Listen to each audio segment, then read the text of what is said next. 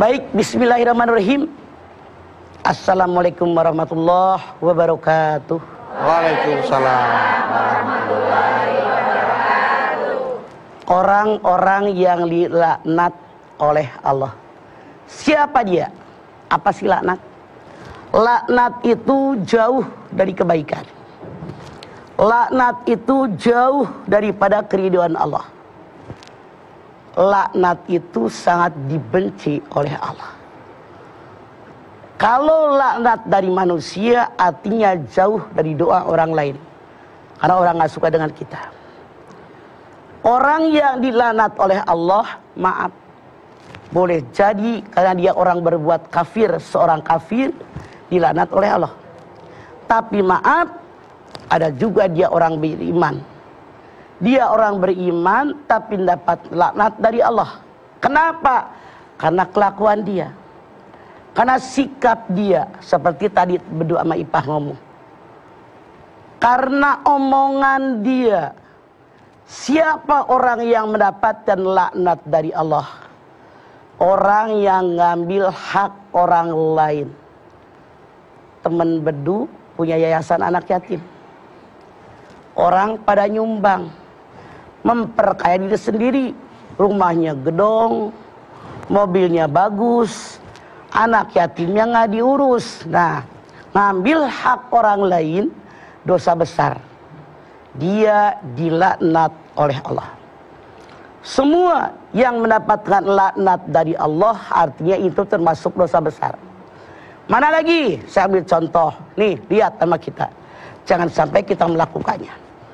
Orang yang durhaka kepada kedua orang tua, menghardik orang tua, menyia-nyiakan orang tua nasihatin nggak didengar, orang tua manggil nggak disamperin, tidak pernah dekat dengan orang tua, lebih mencintai istrinya daripada orang tuanya.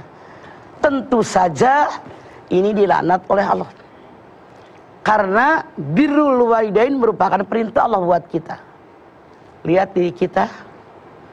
Sudahkah benar-benar berbakti kepada orang tua apa belum? Sudahkah segala kebutuhan orang tua kita penuhi? Sesuai kemampuan yang kita miliki. Siapa lagi yang dilaknat oleh Allah? Punten. Orang yang menyambung rambut. Orang yang menyambungkan rambut.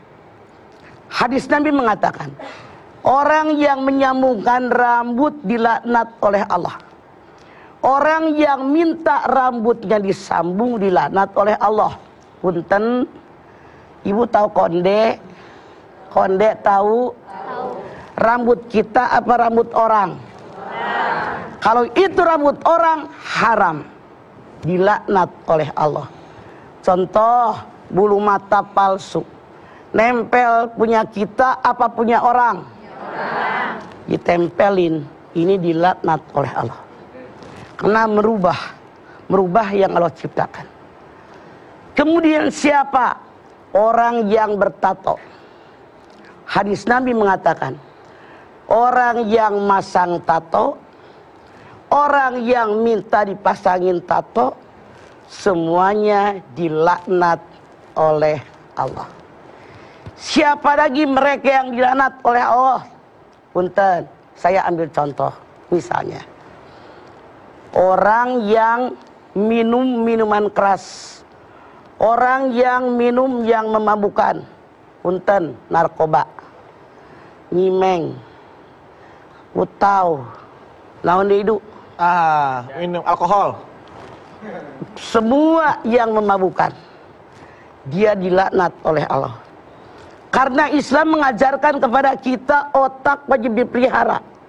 Aneh, orang yang minum alkohol, yang memerasnya, kan minuman itu diperas ya, yang nyaringnya perasan tadi, yang masukin ke botolnya, yang distributornya, yang menyiapkannya, yang membelinya, yang menuangkannya, yang meminumkannya, yang ngasih duit buat yang minum, yang ngebeliin buat orang, semuanya kena. Hati-hati. Siapa lagi yang dilaknat oleh Allah Subhanahu wa taala? Orang yang berbuat zina dilaknat oleh Allah. Siapa lagi orang yang dilaknat oleh Allah Subhanahu wa taala? Orang yang ngambil hak orang lain. Bu, kalau ibu punya harta, sayang nggak? Sayang. Dicuri oleh orang, marah nggak ibu? Marah. Itu dia dilaknat oleh Allah.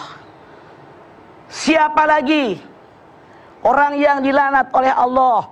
Orang yang ngomongin orang lain, merasa saya paling benar, orang lain selalu berbuat salah, itu dilaknat oleh Allah. Artinya dia sadar nggak sadar kemasukan Setan. merasa saya yang paling benar. Banyak sekali perbuatan-perbuatan yang mendapatkan laknat daripada Allah Subhanahu wa taala. Maaf, Rasul bersabda, kalau ada seorang muslim, dia bertauhid lalu melakukan dosa besar, masuk neraka, dia tidak abadi asal mau bertaubat. Apa maksud hadis ini? Misalnya kita kan manusia biasa nih, suatu saat berbuat dosa besar yang tadi dilaknat-laknat oleh Allah tadi, tapi kita tidak sampai syirik. Sebesar apapun dosa kita pasti diampuni oleh Allah.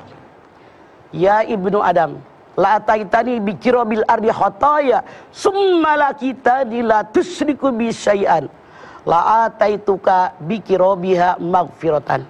Hei anak turunan Adam, seandainya saja kamu berbuat dosa, langit yang biru penuh dengan dosa kalian, lalu kalian tidak pernah syirik kepada Allah dan taubat kepada Allah, maka Allah datang memberikan ampunan sebesar lengkungan bumi pula. Ngerti maksud hadis ini? Contoh, orang dosa gede banget, saking banyaknya dia dosa, langit yang biru penuh dengan dosanya, penuh, tapi dia tidak pernah syirik kepada Allah. Datang kepada Allah dengan taubatan nasuha, maka Allah akan mengampuni dosa orang tadi sebesar lengkungan bumi pula, karena dia tidak syirik. Kalau dosanya syirik, Allah tidak akan mengampuni dosa syirik. Innallaha la yaghfiru ayyushraka bih wa yaghfiru ma dzuna dzalika liman yasha. Allah tidak akan mengampuni dosa syirik, tapi Allah mengampuni dosa selain syirik. Yang Anda jangan lupa, semua yang dilaknat oleh Allah ini adalah dosa besar yang wajib kita menghindarinya. Dan maaf, boleh jadi dalam kita mengarungi hidup dan kehidupan sehari-hari, kita pun kadang-kadang melangkah ke situ, tapi segera beristighfar, mohon ampun atas dosa yang pernah kita lakukan.